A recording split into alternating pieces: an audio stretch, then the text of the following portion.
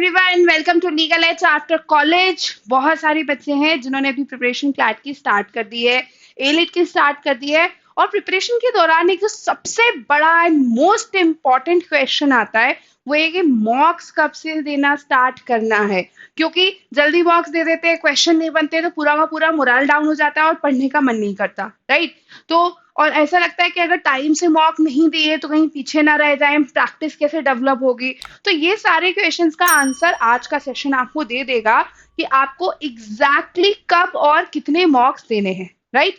So without wasting your time quickly start with the session. चलो देखो, mainly जो चीजें आज के सेशन में मैं आंसर करने वाली हूँ, सबसे पहले आपकी स्टेजेस ऑफ प्रिपरेशन होती है। हम ये तीनों स्टेजेस डिस्कस करेंगे, early stage, mid stage and advance stage. ठीक है, तीनों स्टेजेस में आपको कब मॉक्स देने चाहिए, कितने मॉक्स देने चाहिए और किन किन चीजों पे फोकस करना चाहिए। मॉक्स देने के बाद पोस्ट मॉक्स आपकी क्या स्ट्रैटेजी होनी चाहिए, और स्पेशली मॉक्स को रिलेटेड कुछ जनरल गाइडलाइंस है जो आपको फॉलो कर लेनी चाहिए, वो क्या है। ठीक है, चलिए। तो अगर आप पहली स्टेज देखेंगे which is your early stage, तो ये वो स्टेज है जहां पे हम अपनी प्रिपरेशन बिगिन कर रहे हैं। We are just beginning with the preparation. तो अभी मान के चलो स्क्रैच से स्टार्ट कर रहे हो, तुम्हें कुछ नहीं आता, 5 साल लॉ के कुछ भी अगर ध्यान से नहीं पढ़ा है कोई दिक्कत नहीं है। ये स्टेज हर व्यक्ति के लिए सिमिलर है, it is the beginning stage. ठीक है, बिगिनिंग स्टेज में आपको मॉक देना है या नहीं, तो बिल्कुल देना है। क्यों देना है, उसका पर्पस अलग है। इस स्टेज पे आपको मॉक्स इसलिए देना है ताकि आप एग्जाम से फेमिलियर हो सके, आप एक फेमिलियरिटी डेवलप कर सके किस तरह के क्वेश्चंस आते हैं। अगर कॉन्स्टिट्यूशन पढ़ रहे हो तो कॉन्स्टिट्यूशन में आर्टिकल नंबर्स कितने इंपॉर्टेंट है, कौन सा पार्ट है जो ज्यादा इंपॉर्टेंट है कि मैं प्रियम्बल पे ज्यादा फोकस करूं या फिर जुडिशरी पे, यूनियन एग्जीक्यूटिव पे मैं ज्यादा फोकस करूं या फिर इंटर स्टेट रिलेशनशिप पे। और अगर बाय चांस मैं भारतीय न्याय संहिता पढ़ रहा हूं, ठीक है, या पढ़ रही हूं फॉर एन एग्जाम्पल, तो मुझे मर्डर पे कितना कॉन्सेंट्रेट करना है, या फिर जो ऑफेंसेस स्टेट के अगेंस्ट हुए हैं उन पे कितना कॉन्सेंट्रेट करना है, सेक्शंस कितने इंपॉर्टेंट है, इलस्ट्रेशंस कितने इंपॉर्टेंट है, केस लॉज कितने इंपॉर्टेंट है। ये सब कुछ तुम्हें तभी समझ में आएगा जब तुम अपने एग्जामिनेशन से एक फेमिलियरिटी डेवलप कर लोगे। ये फेमिलियरिटी तुम्हें मॉक्स के थ्रू डेवलप होती है। एंड जैसे इसका एक ऑल्टरनेट ये भी है कि प्रीवियस ईयर क्वेश्चन पेपर लगा के भी हम वो फेमिलियरिटी डेवलप कर सकते हैं। ठीक है, but previous year question papers में एक छोटा सा वो एक होता है कि एक प्रीवियस ईयर क्वेश्चन पेपर लगा लोगे, 2 प्रीवियस ईयर क्वेश्चन पेपर लगा लोगे, you will get the familiarity of the question, but तुम शायद अपने गैप्स आइडेंटिफाई नहीं कर पाओगे। मॉक्स के जरिए क्या होता है, मॉक्स बहुत ही वैरायटी से बनाया जाता है और एक थोड़ा सा लेवल टफ होता है। तो यहाँ पे तुम अपने गैप्स आइडेंटिफाई कर सकते हो, अपने वीक एरियाज आइडेंटिफाई कर सकते हो, जो पूरी प्रिपरेशन जर्नी के टाइम पे जरूरी है कि उस पर फोकस ज्यादा किया जाए, राइट।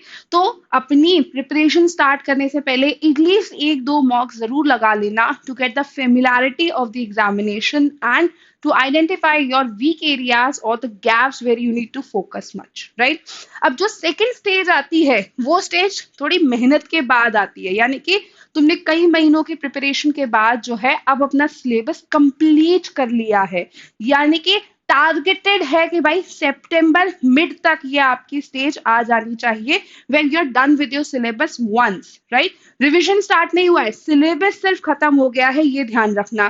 तो दिस इज द स्टेज जो आपके एग्जामिनेशन के 2 महीने पहले की है, यानी कि by mid of September, by the end of September. ठीक है, आप इस फेज में, रिवीजन के फेज में हैं, सिलेबस कंप्लीट कर चुके हैं, यहाँ आपको डेफिनेटली मॉक्स देने ही देने चाहिए, और कोई इसके अलावा रास्ता या ऑप्शन है ही नहीं। पर्पस क्या होता है इन मॉक्स को देने का, तो इन मॉक्स को देने का पर्पस होता है सबसे पहला तो आप अपनी एक्यूरेसी और स्पीड पे काम कर सकें, राइट। ये मॉक्स आपको वो एक्सपोजर प्रोवाइड करते हैं जहां आप ये डेवलप कर सकते हैं कि भाई मेरी स्पीड कम है या ज्यादा, कम है तो किस तरीके से बढ़ानी है, मेरी एक्यूरेसी कितनी है, कितने मार्क्स नेगेटिव मार्किंग में जा रहे हैं और कितने मार्क्स एक्चुअली मैं सही स्कोर कर पा रहा हूँ, तो क्या ऐसा बेटर किया जाए कि इससे मेरी एक्यूरेसी भी इंप्रूव हो और मेरा टाइम मैनेजमेंट भी और बेटर हो जाए।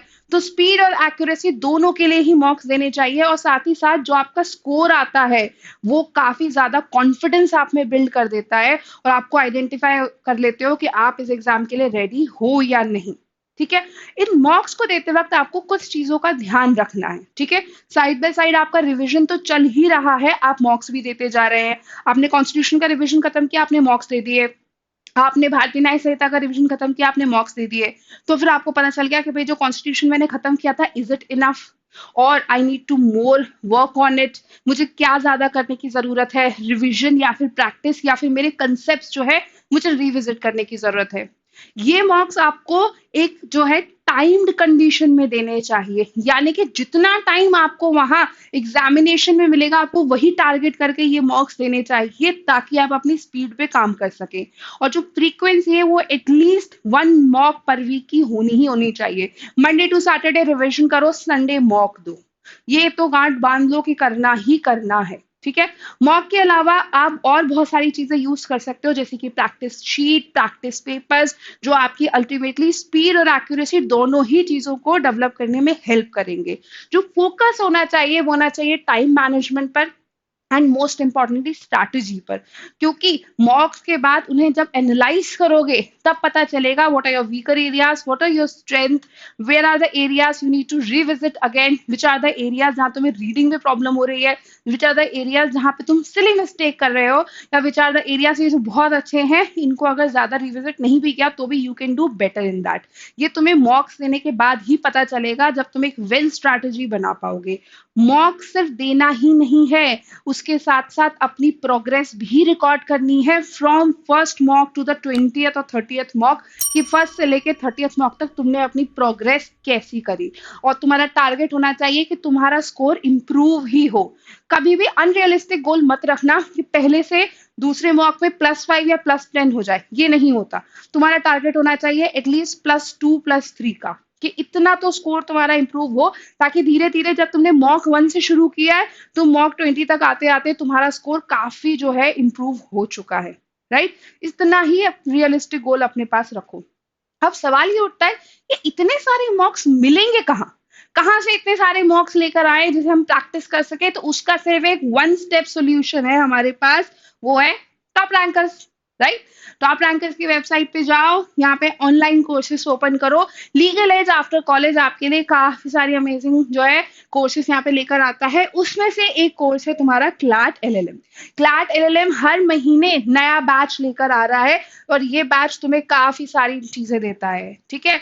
लाइव क्लासेस समय पे नहीं देख पा रहे हो, रिकॉर्डेड क्लासेस, उसके अलावा स्टडी मटेरियल जो कि प्रीवियस ईयर पेपर्स को ध्यान में रखते हुए उन फैकल्टीज ने बनाया है जो कि फर्स्ट अटेम्प्ट में ही एनएलयू से अपना मास्टर कंप्लीट कर चुके हैं। उसके अलावा प्रैक्टिस शीट्स, हर सब्जेक्ट की इतनी सारी प्रैक्टिस शीट्स कि तुम आराम से प्रैक्टिस कर सकते हो। Last and most important, your मॉक्स। मॉक्स चाहिए कि नहीं चाहिए? तुम्हें काफी सारे मॉक्स यहाँ पे मिलेंगे गाइस, देख रहे हो। So we provide you 50+ mock test. मैं तो सिर्फ 30 मॉक्स की बात कर रही थी, यहाँ तो 50+ मॉक टेस्ट दिए जा रहे हैं। एंड इससे भी ज्यादा एक इंपॉर्टेंट चीज पता है क्या है? जो मॉक्स के बाद तुम क्या करते हो? मॉक एनालिसिस, समझने की कोशिश करते हो कि स्कोर कैसे इंप्रूव किया जाए, टाइम की स्पीड कैसे बढ़ाई जाए, है ना, कि स्पीड कैसे इंक्रीज की जाए। उसके अलावा कोई अगर वीकर एरिया है तो उसको कैसे इंप्रूव किए, है ना, कोई डाउट्स आ रहे हैं तो उसको कैसे सॉल्व करें। तो उसके लिए 1 स्टेप सॉल्यूशन है 24/7 का डीसीएस सेशन। राइट। 24/7 तुम्हारे पास डाउट क्लियरिंग सेशंस होते हैं, जहां तुम अपनी फैकल्टी से अप्रोच करके अपने डाउट सॉल्व कर सकते हो, not just subject related but also your strategy related. कहीं भी कोई कंफ्यूजन है, टाइम कैसे इंप्रूव करूं, एक्यूरेसी कैसे इंप्रूव करूं, सब्जेक्ट कैसे इंप्रूव करूं, कैसे मॉक्स का जो है स्कोर बढ़ाऊं, वो सब कुछ तुम अपनी फैकल्टी से पूछ सकते हो, जो 24/7 तुम्हारे लिए अवेलेबल है, just to make sure that you are well prepared for your examination. Right. तो वेट किस बात का है, जाओ कोर्सेस एक्सप्लोर करो, देखो क्या बेहतर हो सकता है। अब इस सेकेंड स्टेज के बाद आती है आपको थर्ड और फाइनल स्टेज, जिसे कहा जाता है advance stage. Advance stage usually examination के पहले का वो एक मंथ होता है, which is the month of your November. Right. वो ऐसा टाइम पीरियड है जब तुम अपना एक रिवीजन कर चुके हो, या first phase of your revision is done, तो तुम अपने अब सब्जेक्ट में एकदम कंठस्थ हो चुके हो, यानी कि you have over empowered your subject. Right.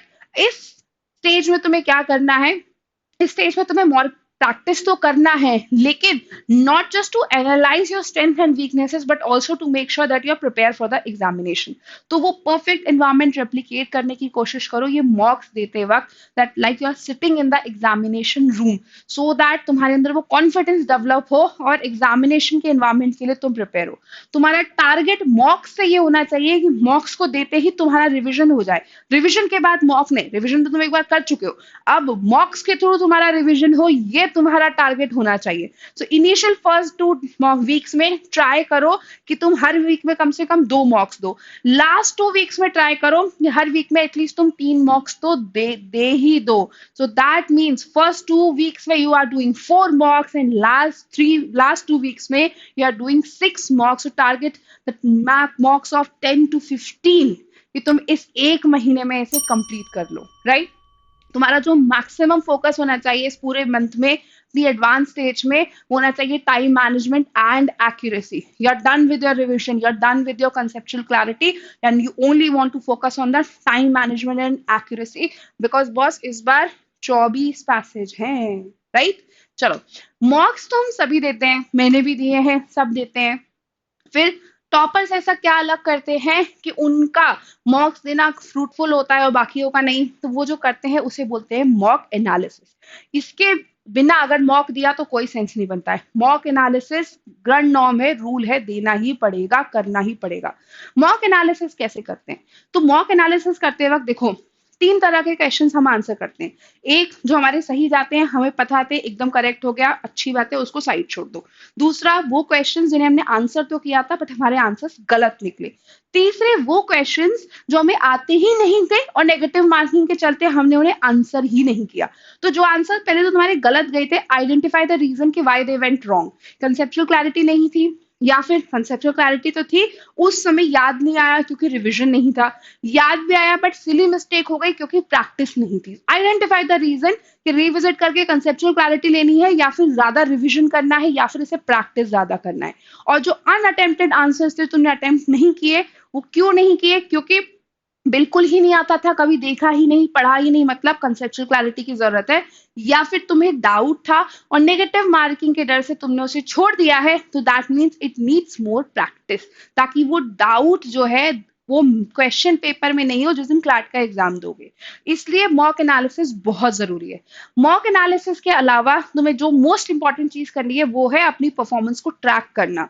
Day 1 जब पहला मॉक उठाओगे तब से लेके जो 50th मॉक उठाओगे तब तक अपनी पूरी की पूरी मॉक जर्नी को जो है रिकॉर्ड करके रखो। चाहो तो एक जो है डायरी डेवलप कर लो, जिसे तुम मॉक डायरी भी बोल सकते हो, ताकि तुम देखो कि एक रेगुलर प्रोग्रेस हो रही है नहीं, प्राय 0.5 का ही सही, +1 का ही सही, इंप्रूवमेंट हो रहा है या नहीं in each and every mock, इसको जरूर ध्यान रखो। ठीक है, टाइम टू टाइम अपनी स्ट्रैटेजी डेवलप करते रहो फॉर स्पीड एंड एक्यूरेसी, बहुत जरूरी है। और मॉक एनालिसिस सबसे इंपॉर्टेंट इसीलिए भी हो जाता है क्योंकि ये तुम्हारा स्टडी प्लान बनाने में हेल्प करता है। तुम्हें पता चल जाता है कि कॉन्स्टिट्यूशन पे ज्यादा फोकस करूं या पब्लिक इंटरनेशनल लॉ पे, ज्यूरिस्प्रूडेंस ज्यादा फोकस किया जाए या फिर फैमिली लॉ, ये तुम्हें अपनी मॉक जर्नी के बाद ही पता चलेगा। Last but not the least कुछ इंपॉर्टेंट गाइडलाइंस है जो मुझे लगता है कि आप सबको पता होनी चाहिए, जो मॉक से रिलेटेड है। पहला, स्टार्ट अर्ली बट स्ट्रैटेजिकली, मतलब मॉक्स देना स्टार्ट तो करो, ये बहुत जरूरी है, बट ऐसा नहीं कि कोई भी रैंडम मॉक उठा लिया, क्वालिटी मॉक्स उठाओ, वरना तुम टाइम भी दे रहे हो, एफर्ट्स भी दे रहे हो, एनर्जी भी दे रहे हो, पर वो यूटिलाइज नहीं होगी। क्यों? क्योंकि मॉक्स की क्वालिटी नहीं थी। स्टार्ट अर्ली लेकिन स्ट्रैटेजिकली। दूसरा, मॉक्स देते वक्त इस बात का ध्यान रखो, this mock is the actual examination you are giving. उस मॉक को उतनी ही सीरियसली लो जितनी सीरियसली तुम उस एग्जामिनेशन पेपर को लोगे, अदरवाइज वो पूरा एक्सरसाइज मॉक को लेके फ्रूटफुल नहीं होगा। ठीक है, और focus on quality over quantity. Doesn't matter कि तुमने 100 मॉक्स दिए, तुम 50 ही दो, लेकिन इतनी अच्छे से दो, क्वालिटी का ध्यान रख के दो और उसका एनालिसिस करो, तभी वो मॉक का रिजल्ट देखने को मिलेगा। मॉक के साथ साथ अपनी प्रिपरेशन को स्ट्रैटेजाइज करते रहो और अपनी प्रिपरेशन को बैलेंस रखो। If you need, change your preparation strategy after giving a mock if your score is not improving, but make sure कि वो एक बैलेंस स्ट्रैटेजिक प्लान हो प्रिपरेशन का। Last but not the least, consistent. Consistent रहो, ऐसा ना हो कि अभी तो इंटर्नशिप ब्रेक था, ठीक है, या फिर कॉलेज में एग्जाम नहीं चल रहे थे तो तुम रेगुलर थे मॉक्स देने में, ठीक है, और अभी जैसे ही प्रेशर बढ़ा तुमने मॉक साइड में रख दिए। It's not going to work like that. किसी भी कॉम्पिटेटिव एग्जाम में जो सबसे इंपॉर्टेंट चीज होती है वो होती है तुम्हारी कंसिस्टेंसी। तो अपनी कंसिस्टेंसी को मेंटेन करते चलो, राइट। और उसके अलावा अगर कोई भी डाउट है मॉक से रिलेटेड, स्ट्रैटेजी से रिलेटेड, प्रिपरेशन से रिलेटेड, सब्जेक्ट से रिलेटेड, तो हमें कमेंट सेक्शन में बताओ, राइट। कमेंट नहीं करते हो, कमेंट नहीं करोगे तो पता कैसे चलेगा कि क्या ऐसा है जिससे हम हेल्प कर सकते हैं, है ना। तो मॉक्स को लेकर अगर थोड़ी सी भी क्लैरिटी हुई है तो what you have to do is subscribe the channel right now, late हो रहा है। Subscribe the channel, like the video, share the video, and please comment so that we know what else we can bring to make sure that you have a smooth preparation journey. Till next time, bye bye.